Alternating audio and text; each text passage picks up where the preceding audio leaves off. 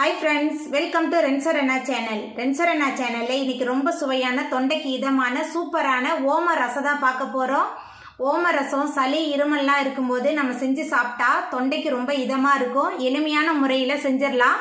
நம்ம மசாலாலாம் வீட்லயே அரைச்சு செய்யறனால இந்த ஓம ரசம் ரொம்ப சுவையா இருக்கும். அந்த சுவையான ஓம ரசம் எப்படி செய்யறதுன்னு வாங்க பாத்துறலாம்.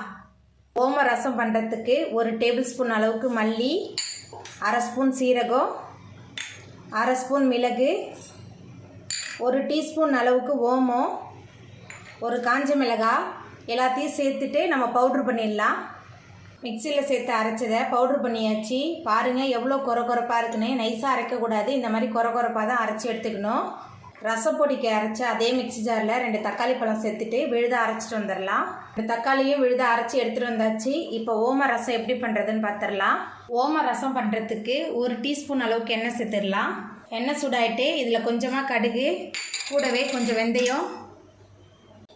கடுகு வெந்தயம் நல்லா பொரிய ஆரம்பிச்சிருச்சு. கொஞ்சமாக கருவேப்பிலை சேர்த்துக்கலாம். அதுக்கப்புறமா நம்ம மிக்சியில் சேர்த்து அரைச்ச ரசப்பொடி சேர்த்துட்டு 1 நிமிஷத்துக்கு நல்லா கலந்து விட்டுறலாம். ரசப்பொடி சேர்த்துட்டு 1 நிமிஷத்துக்கு நல்லா கலந்தாச்சு. ஓமெல்லாம் சேர்த்துருக்கனால நல்லா மணமாக இருக்குது. இப்போ இதில் 2 தக்காளி அரைச்சி சேர்த்துக்கலாம். சேர்த்துட்டு தக்காளியோட பச்சை வாசனை போகிற அளவுக்கு நல்லா கலந்து விட்டு வதக்கலாம். ஓம ரசம் ரொம்ப சுவையாகவும் இருக்கும், மணமாகவும் இருக்கும். சளி இருமல்லாம் இருக்கும்போது இந்த மாதிரி நம்ம ஓம ரசத்தெல்லாம் அடிக்கடி செஞ்சு குடித்தோமா சீக்கிரமாகவே சளி இருமல்லேருந்து நமக்கு நிவாரணம் கிடைக்கும்.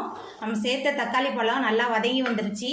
இப்போ இதில் சின்ன லெமன் சைஸ் புளியை தண்ணியில் ஊற வச்சு கரைச்சி வச்சுருக்கேன். புளி தண்ணி சேர்த்துக்கலாம். கொஞ்சமாக மஞ்சத்தூள், உப்பு, ரசத்துக்கு தேவையான அளவுக்கு தண்ணி, கொஞ்சமாக கொத்தமல்லி தழை, அதுக்கப்புறமா பெருங்காயத்தூள் சேர்த்துக்கலாம். சேர்த்துட்டு எல்லாத்தையும் நல்லா கலந்து விட்டுடலாம். எல்லாத்தையும் சேர்த்துட்டு நல்லா கலந்து விட்டாச்சு. ரசம் கொதிக்கக்கூடாது, அங்கங்கே நுர தட்டி வரணும். அப்போ நம்ம அடுப்பை ஆஃப் பண்ணிடலாம். ஓம ரசம் அங்கங்கே நுர தட்ட ஆரம்பிச்சிருச்சு. இப்போ நம்ம அடுப்பை ஆஃப் பண்ணிடலாம். தொண்டைக்கு இதமான ஓம ரசம் சூப்பராக ரெடி ஆகிட்டு. அவ்வளோதாங்க, ரொம்ப சுவையான ஓம ரசம் சூப்பராக ரெடி ஆகிட்டு. இந்த சுவையான ஓம ரசத்தை நீங்களும் உங்கள் வீட்டில் செஞ்சு பாருங்கள். இந்த வீடியோ உங்களுக்கு பிடிச்சிருந்தா லைக் பண்ணுங்கள், ஷேர் பண்ணுங்கள், கமெண்ட் பண்ணுங்கள், சப்ஸ்கிரைப் பண்ணுங்கள். அப்படியே பக்கத்தில் உள்ள பெல் பட்டனை கிளிக் பண்ணிடுங்க. நன்றி.